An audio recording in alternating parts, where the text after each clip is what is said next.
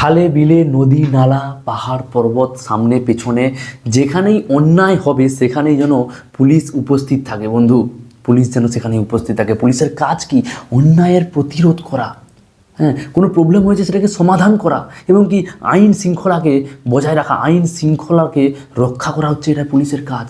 বন্ধু, আপনি পুলিশ হতে চাইছেন, আপনি একটা বড় আইপিএস অফিসার হতে চাইছেন, বা আপনি ছোটোখাটো কোনো র্যাঙ্কের অফিসার হতে চাইছেন, হ্যাঁ। এবারে কি হয়, পুলিশ যদি আপনি শুধুমাত্র টাকার জন্য হতে চাইছেন, এটা কিন্তু একদমই ঠিক না বন্ধু। কারণ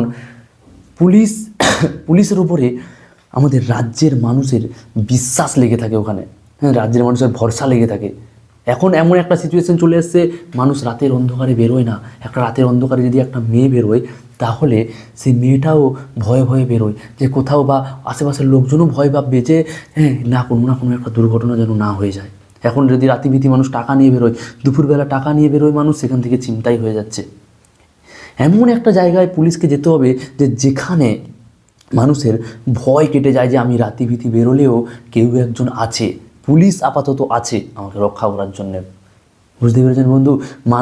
মানুষ এখন করার সময় পুলিশকে দেখলেই ভয় পেয়ে যায়, কিন্তু পুলিশকে দেখলে মানুষের মনে ভয় কেটে যাওয়া উচিত, ভয় থাকা উচিত না। এখন একটা সময়ে যে যদি কোনো ঝামেলা হচ্ছে, সেটা সমাধানের জন্য 6 মাস, 1 বছর, 2 বছর, 5 বছর, 10 বছর লেগে যাচ্ছে। আদৌ কি এই সময়টা লাগা উচিত? এটা সম্পূর্ণ যে মানুষটার প্রবলেম, সে 8 বছর, 10 বছর, 6 মাস কী করে ঝেলবে সেই প্রবলেমটাকে?